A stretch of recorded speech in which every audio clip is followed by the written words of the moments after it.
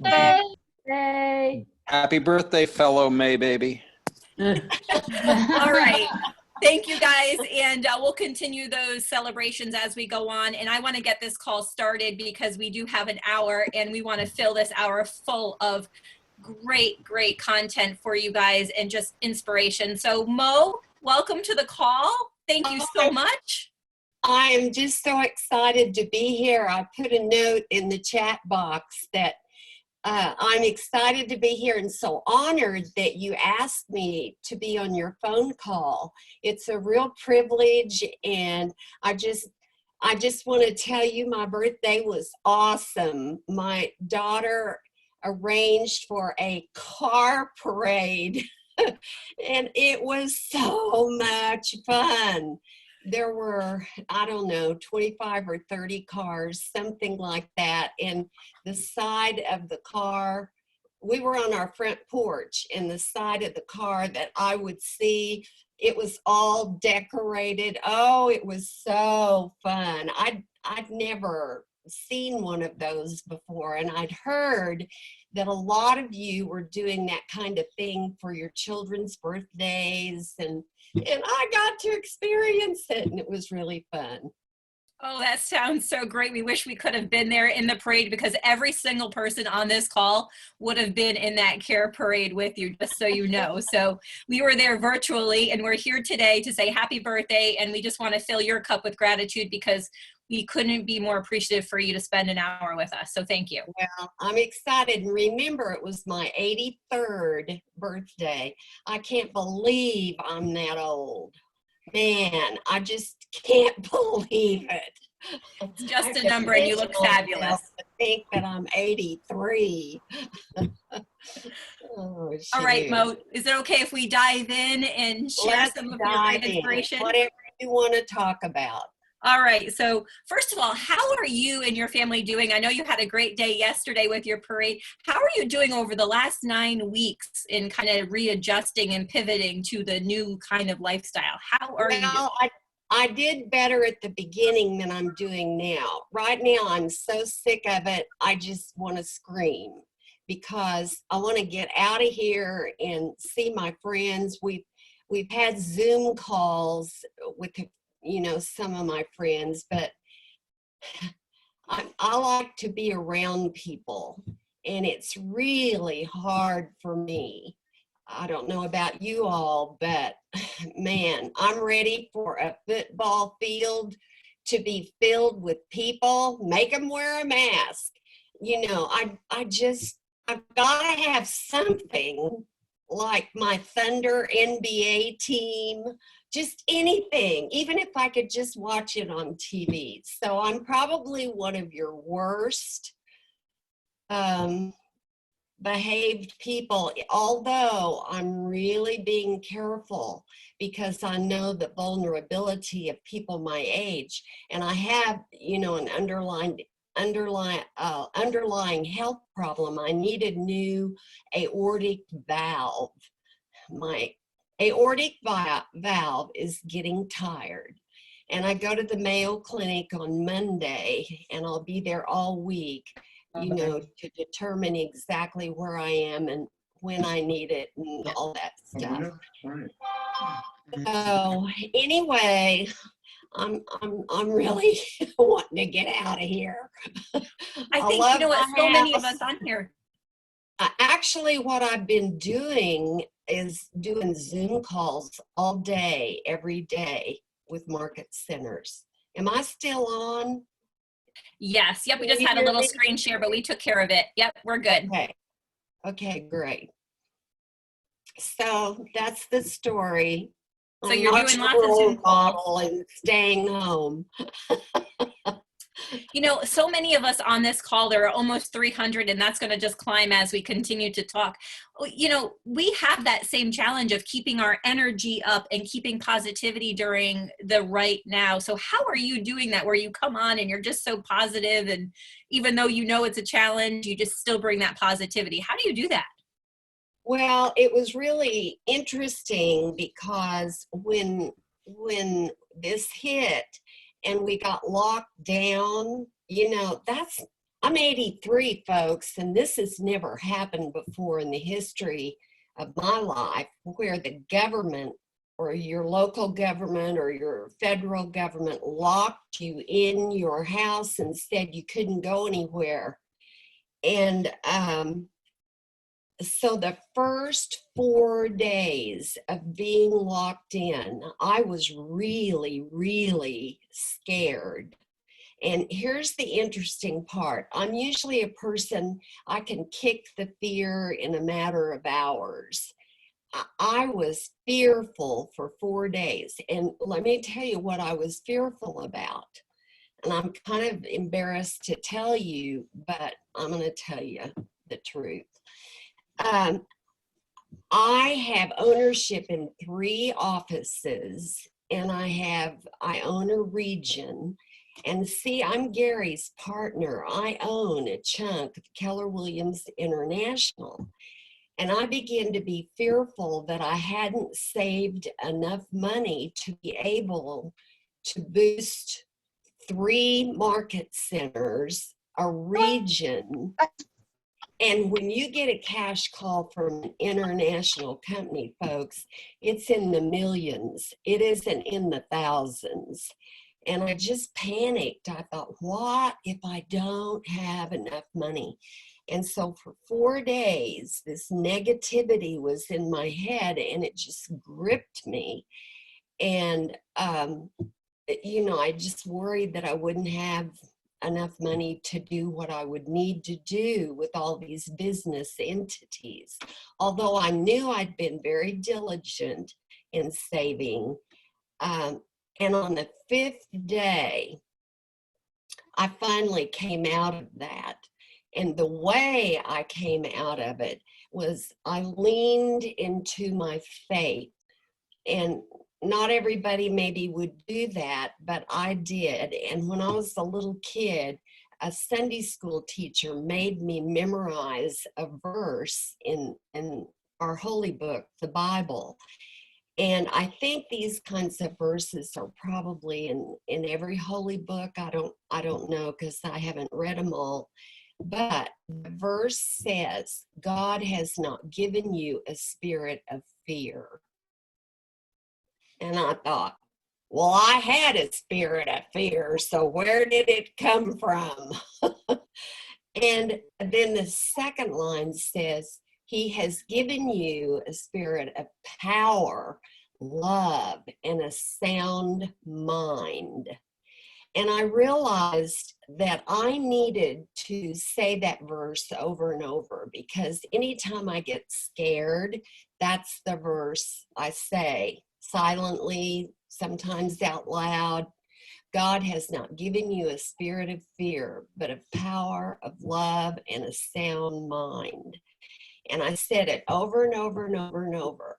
And probably the first 500 times I said it, I kind of didn't believe it. And then finally it settled in. I believed it. It kicked the fear out. And on the 5th day, I just slapped my head and I said, you know what, fear, you're getting out of here, and I'm going to choose what you think. And I was reminded of when I took Quantum Leap the very first time. It was Gary's first time to teach it. And back then he had 4 truths about mindset, because we know that that power, love, and a sound mind has to do with mindset. So if you don't mind, I want to give you those 4 truths about mindset, because I wish I would have learned them years ago. And well, I did learn them about 20 years ago, but I wish I'd learned them, when I was young. And I also wish I had taught them to my children, because my kids were grown and gone, of course, by the time I learned them. And I really hope that you will teach your children and your grandchildren these truths, because it changed my life and it gave me an ability to rise above every adversity. Because when you're gripped with fear, you're paralyzed and you can't really function very well, if at all. Usually, when I'm gripped with fear, I'm sitting on the couch wanting to eat bonbons, if you know what I mean. And when you can get rid of that fear, then creativity flows. I like to say creativity flourishes in the absence of fear. It literally flourishes in the absence of fear. So here's truth number one. Change your mind, you change your circumstances.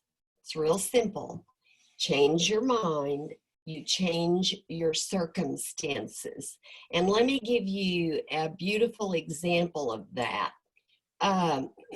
There's an agent that we have in the state of Michigan, and I want you to know that he was filled with fear at the beginning of this pandemic because he thought, I'm going to lose, some of my buyers. I'm going to lose some of my sellers.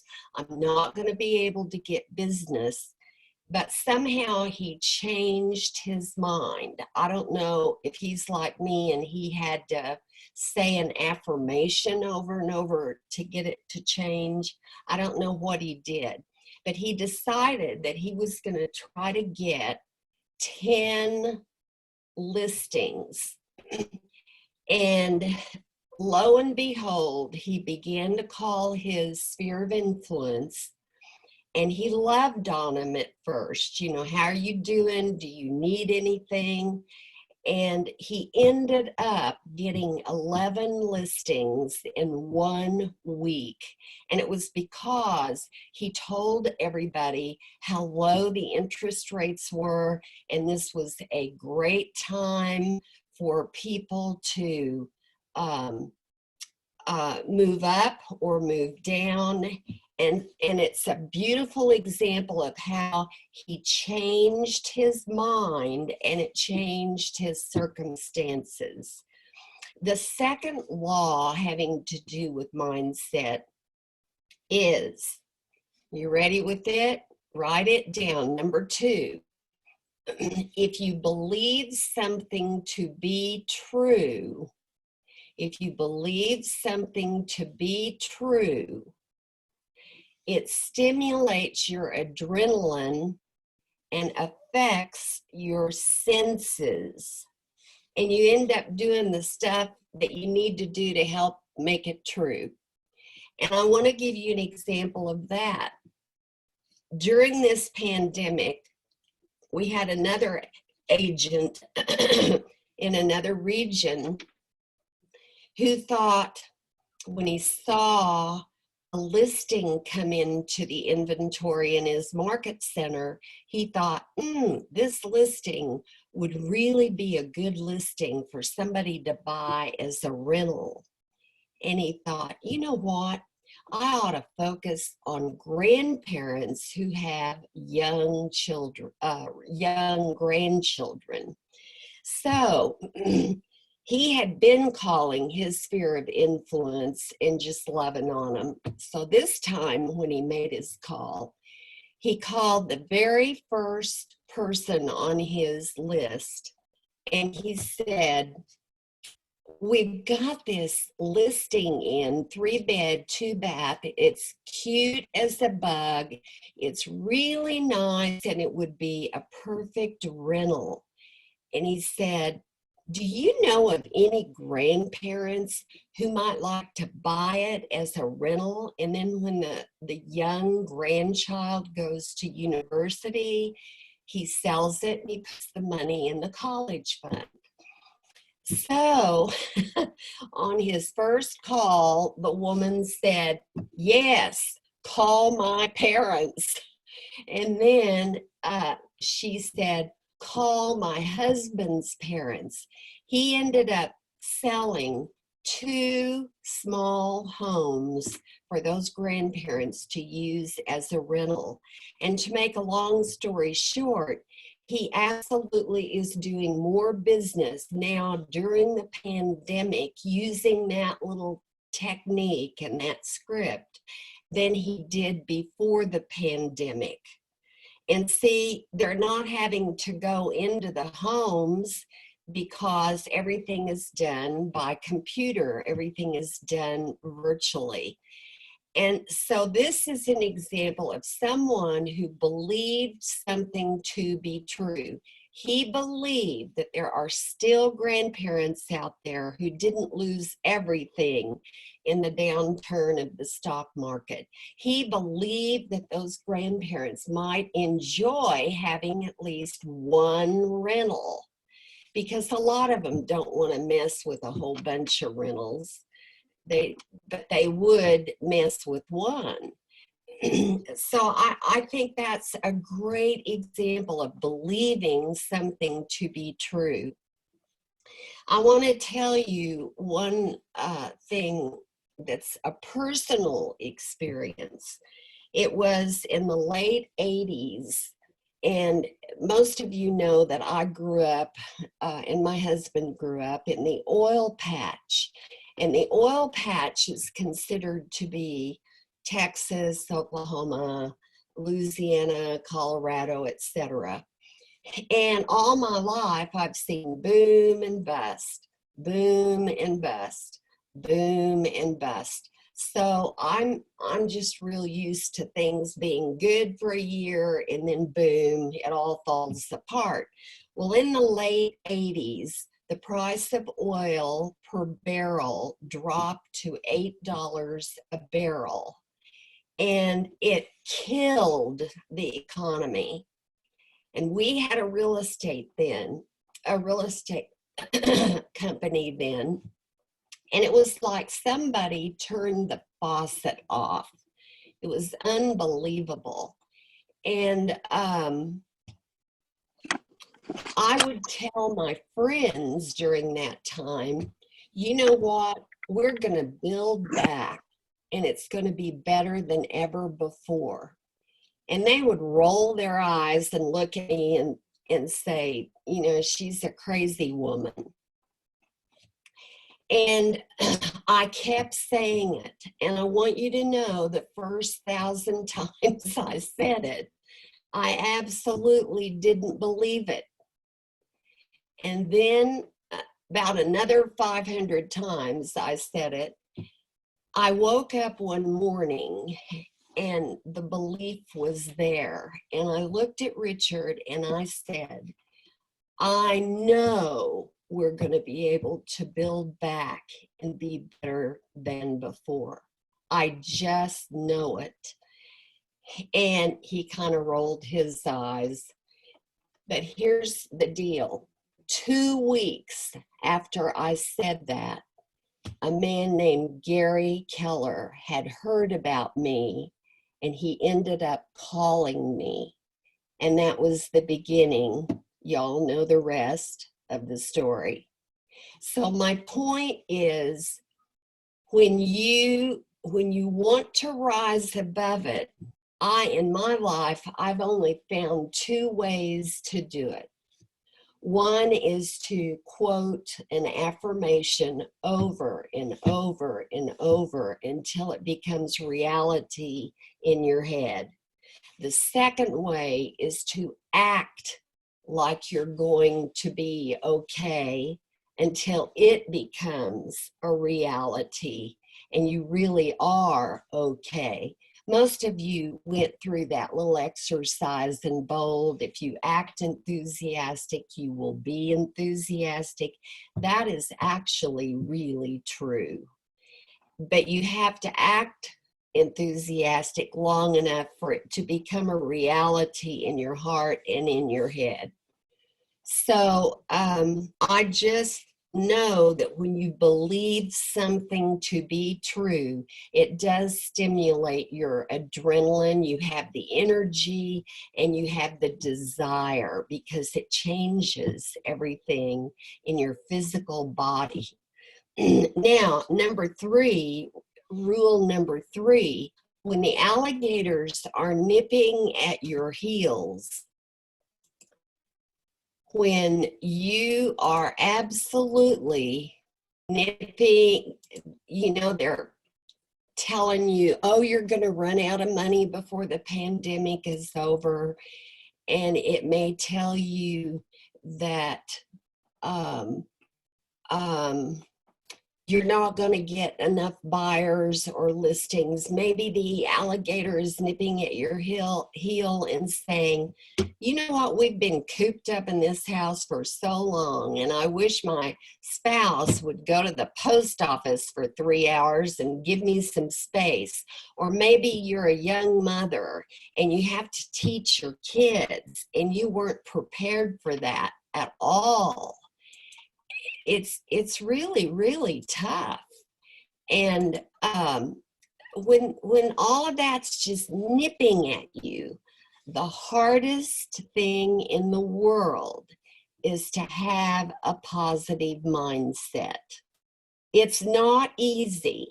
You have to choose either saying an affirmation or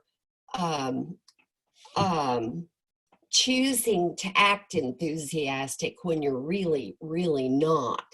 But you act that way long enough that finally you become enthusiastic.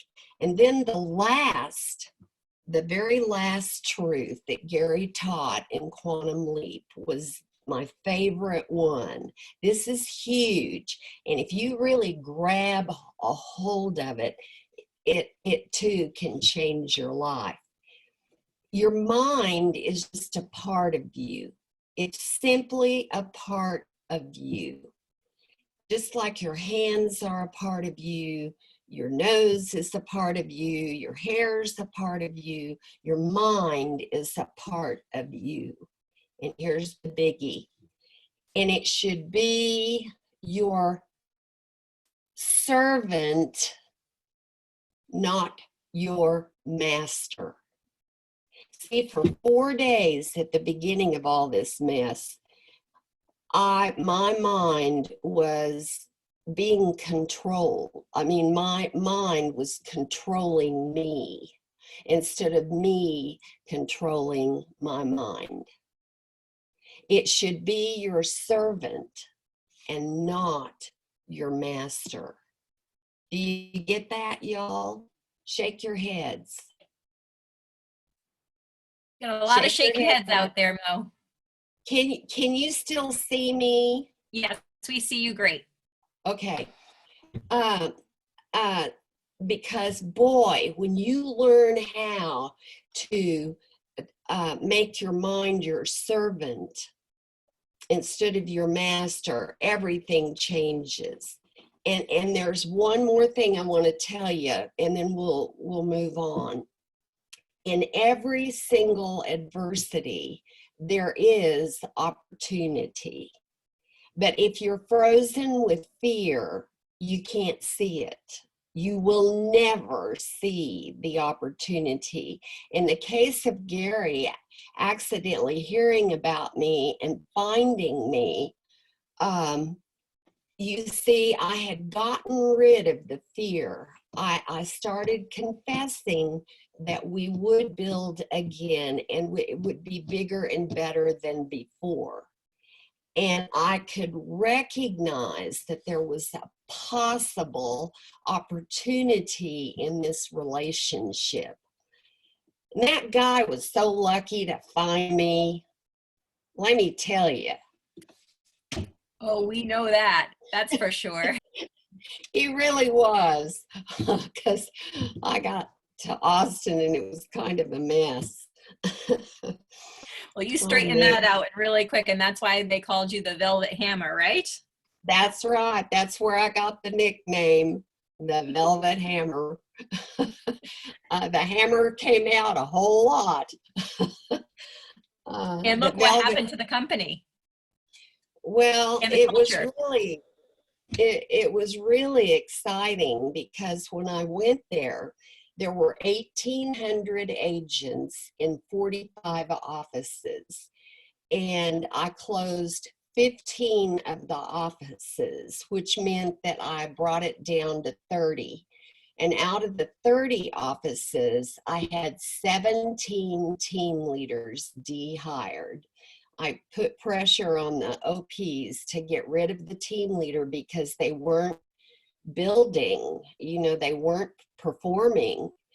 And then I foreclosed on 5 regions that were not doing diddly squat. And I raised the royalty to what it is today, because Gary was spending the money he was making in the 2 offices he owned in Austin, and he was using those funds to give birth to the national company. So it was really a hard time. I worked from 6 o'clock in the morning till 2 o'clock the next morning, night after night, for about close to 4 years to get everything turned around and really prepared for some true growth. And then at the end of 10 years, I was so excited because my goal had been 500 offices and 50,000 agents. At the end of my 10 years, when I was so exhausted, I thought I would fall over dead. We had 530 offices and we had 50,000 agents. And I tease Gary and tell him that I got a trophy for doing this. And he said, "You did?" And then I show him my trophy. I don't know if you can see it, but it's right here. It's called a pacemaker. Now laugh, come on, laugh. Michael, laugh. I can see you, darling, and you're not laughing. There you go. And so he laughs because he didn't give me that. I just earned it. And of course, my kids were all grown and gone because I was 57 years old when I moved to Austin to become the first CEO and help him. And it was hard. It wasn't easy. And when I turned the company over to Mark Willis, I kidded him and I said, "Mark, I had the hard part. Now we're pretty well known and we're accepted finally, and we weren't in the beginning. And you better not do anything to screw this up." And he just laughed. So it was a rough time. Okay, I'm sorry I went on for so long, darling. You don't have to apologize for anything. Everybody is soaking it up. You should see the comment section. Everybody's loving what you are sharing with us. I've lost the big picture on my screen, and so I can't click into the chat box. You know what? I'm going to share the chat box with you after the call, so that way you could read through it. I usually watch it because when there's a question, then I try to be sure and answer it. But for some everybody's reason, helping each other out. Someone asked for number 3 and they wrote it in there. So if you guys have questions, I'll monitor that. And I have Fred helping me out with. They want me to repeat number 3. I think somebody wrote it in, but yeah, let's hear it again. When the alligators are nipping at you, the hardest thing in the world is to have a positive mindset. It is not easy, and you have to be very disciplined to get rid of that negativity and allow the creativity to move in.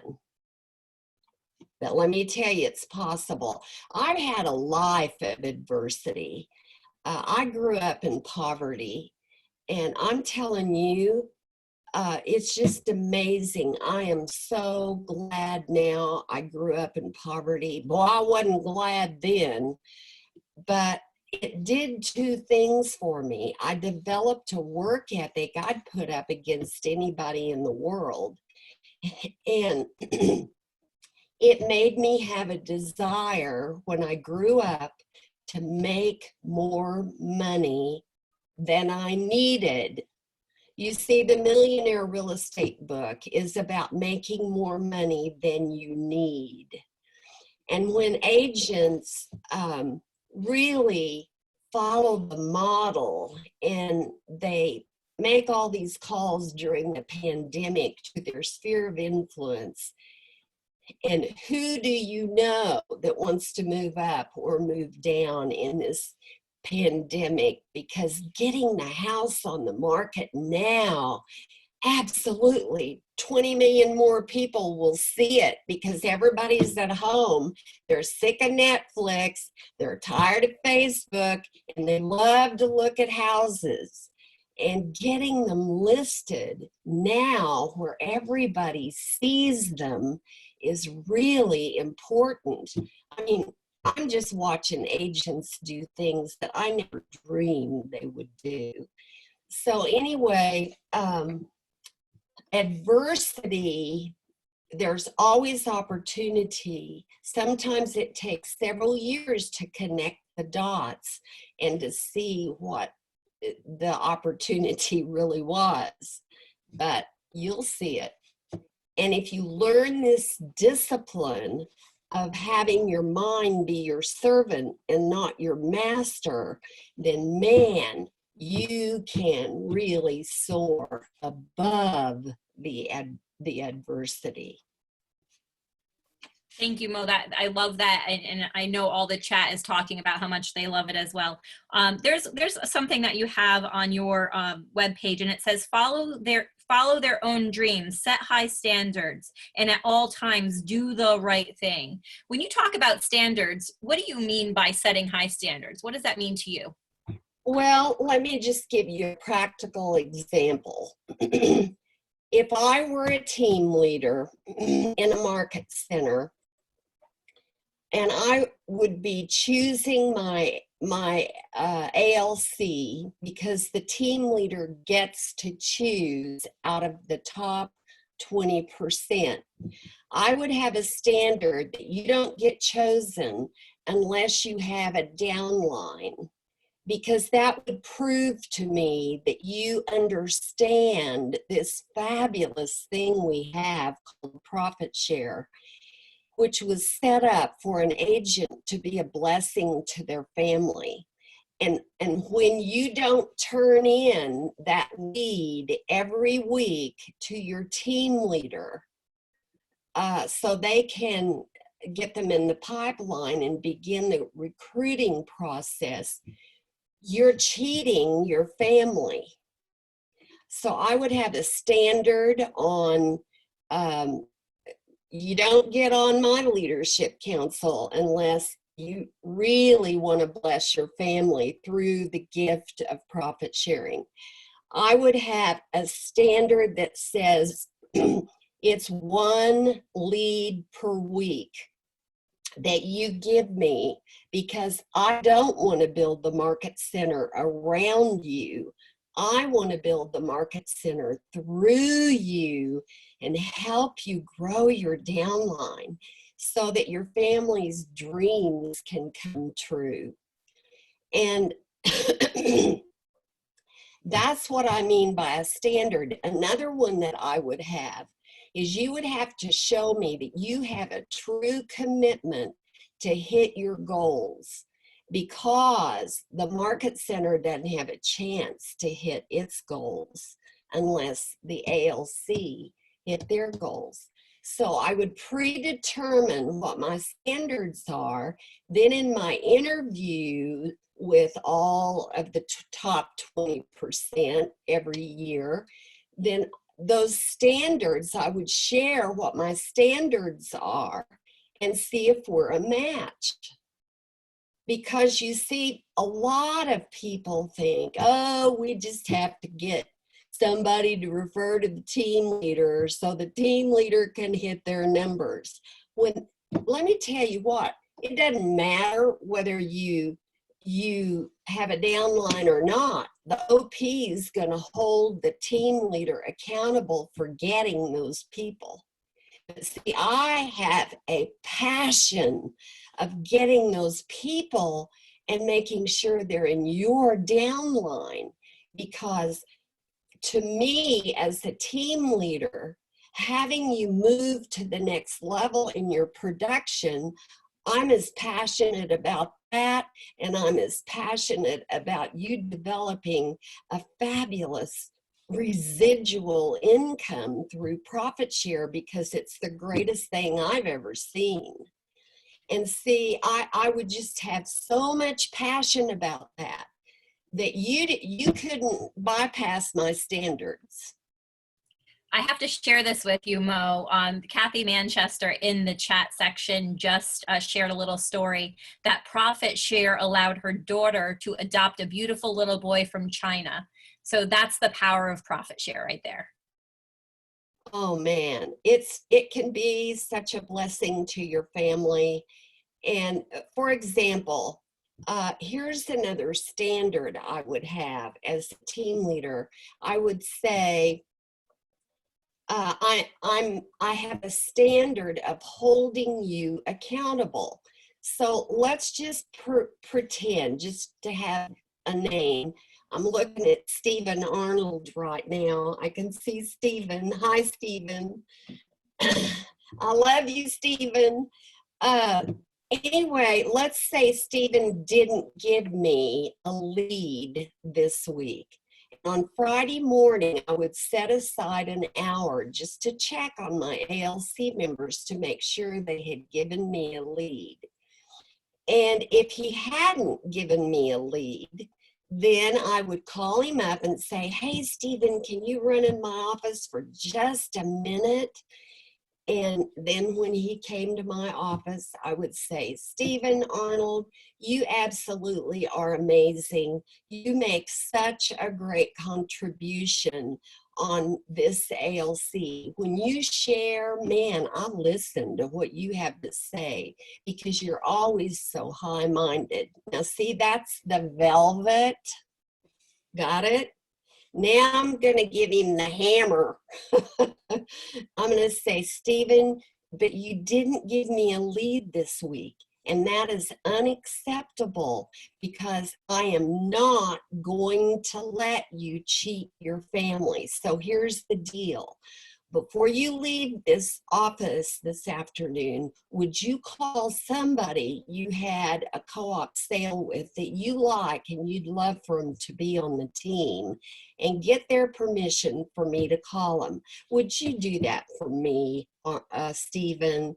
And he would say, sure, I'll do that. If he's really a leader, that's what he'll say. They always do. And then I'll look at him and give him some more love. And I'll say, you know what, Stephen, I knew you'd say that. I know that you just got busy and you just failed to give me a lead.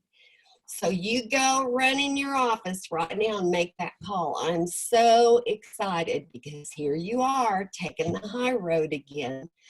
Do you see how that accountability works? I'm not going to let him get by with not giving me a lead. That's a standard. Got it? Yeah, it's a standard for his family. That's what you're holding the standard for him and for his family. That's right, because profit share has nothing to do with the market center. It has to do with an amount of money the owner is willing to give away. That's what it has to do with. And Gary designed the model so that it would be this huge blessing to everybody's family. It's a family pile of money. It's not a market center pile of money. It's a family pile of money. I love that.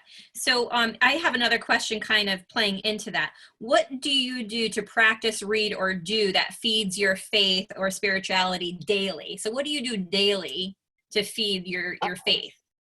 A quiet time. And in that quiet time, I read our holy book, the Bible.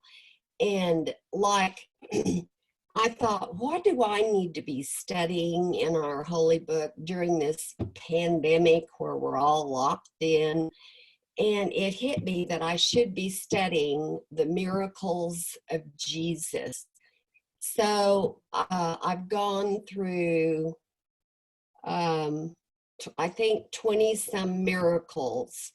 And I'm doing it with a friend so that there's accountability, and we'll get on the phone and, we'll read what we're supposed to read, and then we'll talk about it.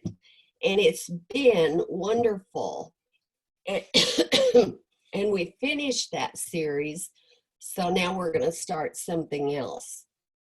And, it's easy to do on the phone. And I can't wait till, we can get together and do it. I guess that's coming someday. Coming soon, coming soon. But right now we kind of had to switch gears pretty quickly and be very technology based. And obviously, Keller Williams is in that kind of technology world right now. So talking about tech really quickly, and this is just a really quick question, what is your advice to an agent who's resisting getting into technology right now? Well, I would say to them, darling, if you're not going to learn technology, you need to get off the train, sweetheart, because this is where it's going. And an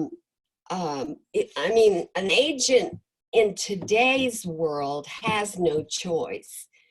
But here's the issue. It has been one of the most exciting things in my life to see what's happened during this pandemic. And it's really one of the opportunities that opened up. We had a lot of agents who really started getting excited about Command when they saw that it was beginning to work. And everybody expected it to work perfectly, when it was first laid out. And that never happens. Like I need a new aortic heart valve. And this new method of putting in a heart valve was developed by the Mayo Clinic in Cleveland, the Cleveland Heart Hospital. Well, it's real technology oriented to replace a heart valve. And let me tell you, it took them 18 years to get it right. And once they finally got it right, then 12 years ago, they started doing this new way that was a technology way. So stuff is never perfect when it first comes out, but Command is really working. And we have a lot of top agents who finally have adopted it, and they're using the Facebook campaign ads. They are combining that, and I think Keller Williams has some kind of a $25 deal as it relates to those campaign ads. You probably know more about this than I do. Yeah, they're getting leads out the kazoo, and a lot of those leads are really good. So what I've seen is thousands of agents have finally shifted over into the technology world, and they have learned Command, and they are really excelling with Command. And it's exciting to watch because they're getting excited. And I think it's because they had time at home to play with it, experiment with it. And then a lot of the tech instructors have had regional training sessions, and it's just been awesome because Gary and I have spent millions and millions and millions of the dollars coming in from the royalty on developing this stuff. And we had kind of depleted our reserve account because we'd spent so much of it on technology. And now to see that finally we really are becoming, quote, a technology company that specializes in real estate. It's fun to watch. Now, I It is don't fun to list and watch. sell, so I haven't delved into it like I should. I'm not as smart as most of you about the technology, but I do have the opportunity to talk to agents every single day. And a lot of them who really know it are raving about it. Yeah, I have to So agree. what I would say to them is you either learn it or honey, you're out of here. I love it. That's Because great advice. you can't, we're not a match, because that's how business is being done now. And it is amazing, like the guy in Michigan who took the 11 listings, he never walked into one house. It was all done through our technology. And I'm seeing a whole new way of selling homes. And it's pretty exciting because it works. You are so right. And here's the thing about what Gary did was he's now taking that and putting it into technology, yet he didn't raise our technology fee, right? Well, certainly not yet. I'm telling you, there Yeah. were times I was begging him to, but no, he hasn't. All right, we have time for one more question, and then I'm going to read you some of the comments over here because there's so many comments of gratitude and happy birthday to you. So I want to get a couple over. But one last question is, you've been on so many Zooms over the last 9 weeks or so since we've been at the stay-at-home order. What is the best advice you've heard from a Zoom you've been on that you could share with us? Well, I heard it.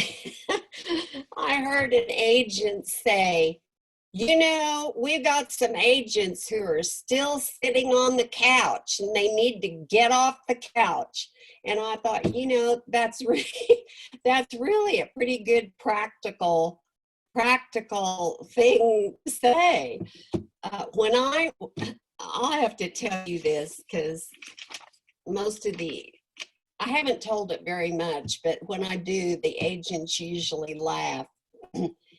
I see the couch as a place to escape the world. So when I'm really tired and I'm just kind of sick of everything, I go to the couch to escape the world, and I take a Stupid People magazine with me and I read it. And that's how I just kind of leave reality for a few minutes. And it always makes me relax and I fall asleep. And I never read stupid magazines unless I want to kind of just leave the world. Michelle, you know what I mean. You're smiling, so you get it, don't you, hun? I'm not saying it very good. Some of you guys don't think you get it. But I don't see the couch for any reason except for reading a People magazine and just getting away from it all for a couple of hours. Yeah, So I can agree with that. I loved it when he said, get off the couch. That's probably the most practical advice I've heard. All right, I love it. And then I'm going to ask this one that's in the chat. It says, what is your favorite go-to affirmation? And then we'll take some questions. My favorite one is, this is in the morning, and I do this almost every morning. This is the day that the Lord has made. I'm 83 now, and I get one more day, and I am so grateful, and boy, I'm going to enjoy it. You know, somebody asked me the other day, because at the end of a call, I tell everybody I love them, and I tell everybody, you know, give them an air hug and throw them a kiss. And somebody said, Mo, why do you do that?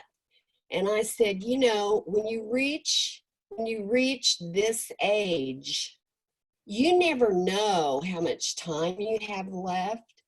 And I just want to be sure that every conversation I have with people I care about, that I just tell them I love them.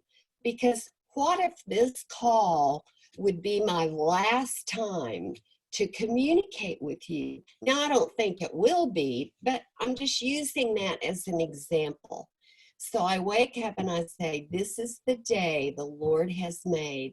I get one more day, and I'm so excited and I am so grateful because, you know, deep in my heart, I've wanted the legacy I leave for you all to be one where you see that your life can be fulfilling and productive in your 80s and 90s, because the very best part of my life has been my 70s and my 80s. Now I've got, you know, a health issue that's hit, but I'll just work through that, get me a new heart valve, and then I'll be getting enough blood flowing and enough oxygen to have all my old energy back. All I have to do is just work through it.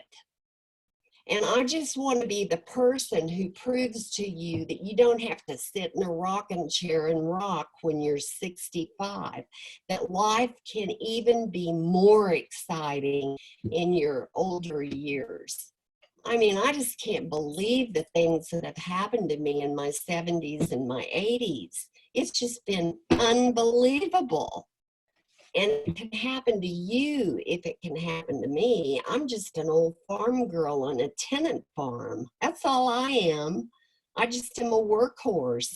And I love what I do. I love it.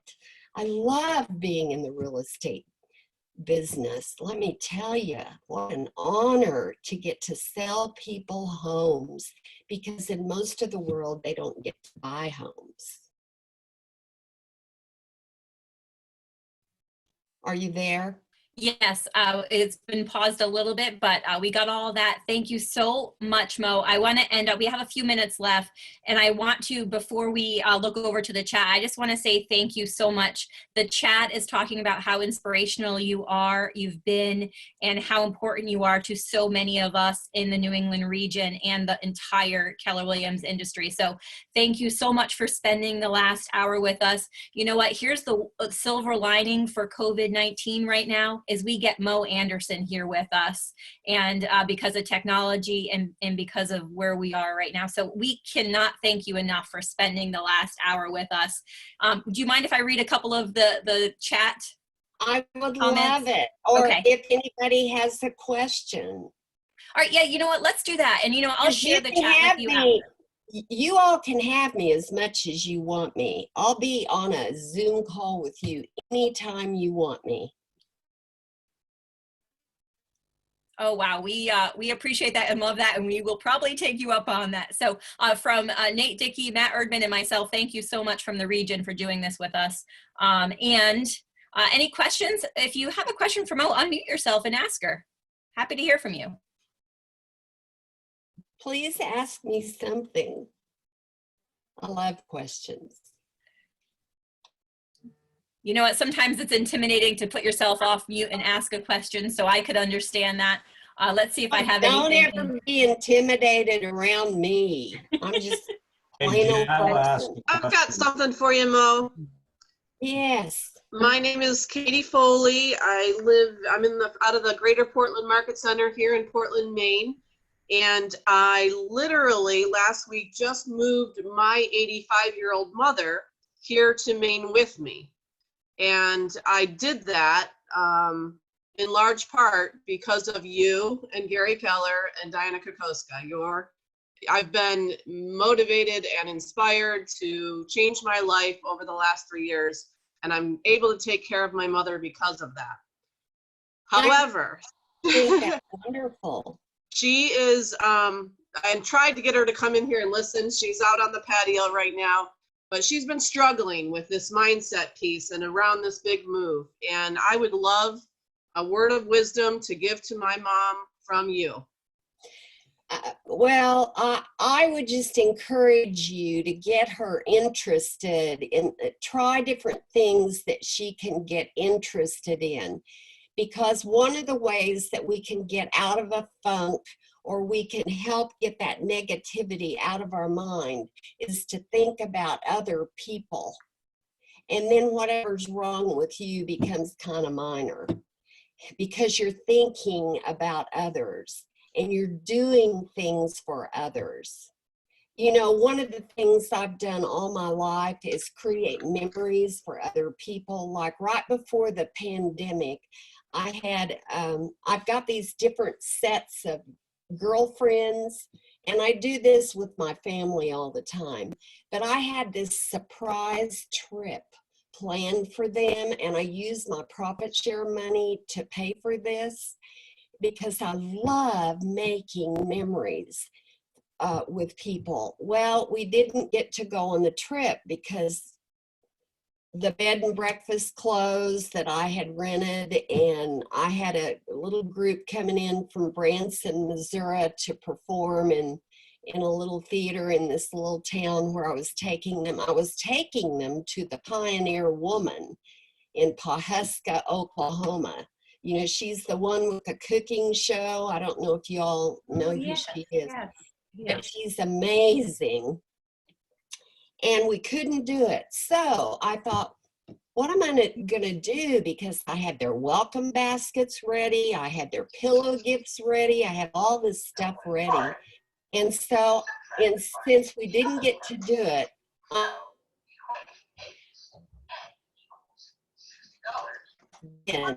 party. We're going to have lunch, and then I have a PowerPoint that Lisa, my assistant, has done. And then, you know, I'll give them the gifts as we talk through where we would have been.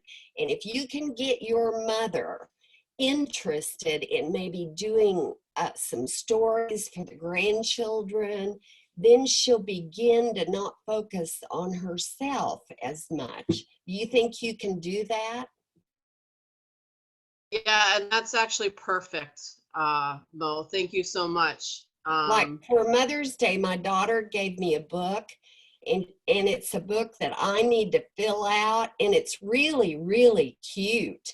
And when I get it all filled out, then she'll have fun stories and information that she would never have had if she hadn't given me that little book.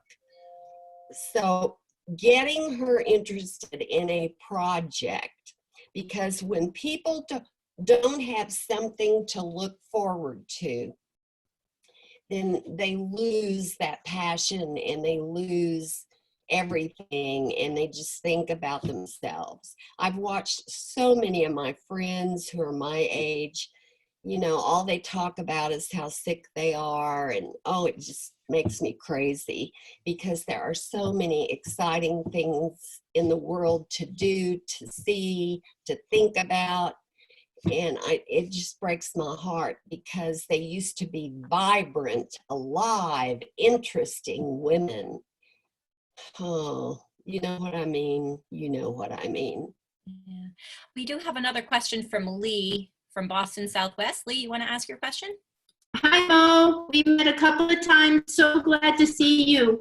What I'd like to ask you is, I've seen you pray many times for others, and I would like to pray for you, and I think this community would like to pray for you. So can you share what date you're going to the Mayo Clinic and how we can pray for you, please? I'm going on Monday afternoon, and then the tests on me will be run Tuesday, Wednesday, Thursday, and Friday morning. So by Friday afternoon, I'll know exactly how much time I have left on my present heart valve, and I'll know when they think they need to do it, and I will know if I qualify for the new way or if I have to have it done, you know, the old way, which is the open heart surgery. So I'll know where I stand by the end of Friday. And boy, if you all would pray for me Tuesday, Wednesday, Thursday, and Friday morning, I would so appreciate it. Well, we absolutely are going to. I'm still churning and going and doing, and I just need to get me a new heart valve. That's all. So Mo, I know it's 11 o'clock and we have to wrap up. I have one question in the comments that I really would love to just ask. She says, I can't ask my question verbally because you've brought her to tears, but I think they're happy tears. She's 72 years old and she has chronic heart condition. I don't want to retire, but I keep thinking I'm too old and have a weak heart. What are your words for her? This is Diane. Just go to the doctor and say, I don't like a weak heart. Tell me what I have to do to get my heart stronger.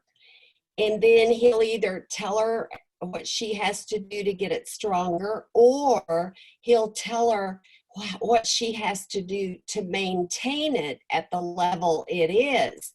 And if she has to maintain it, she may not have the energy to do what she's used to doing, but she'll have the energy to still be highly productive. She just won't be as productive.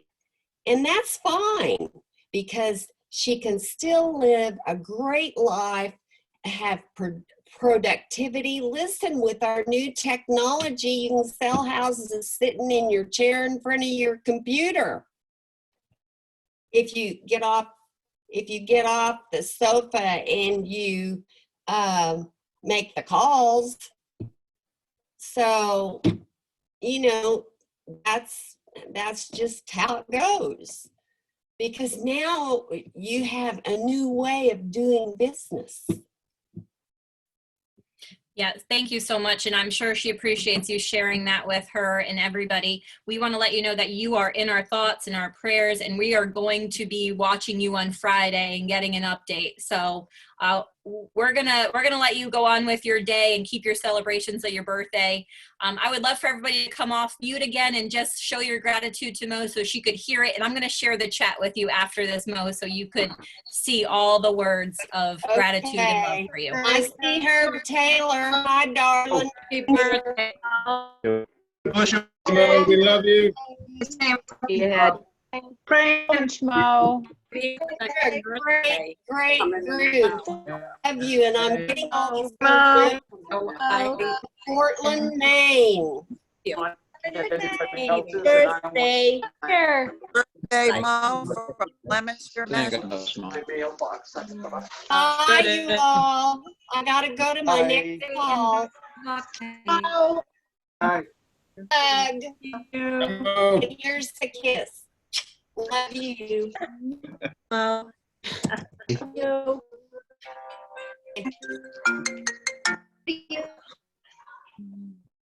You said happy birthday yesterday. No, yeah, I was on mute. What?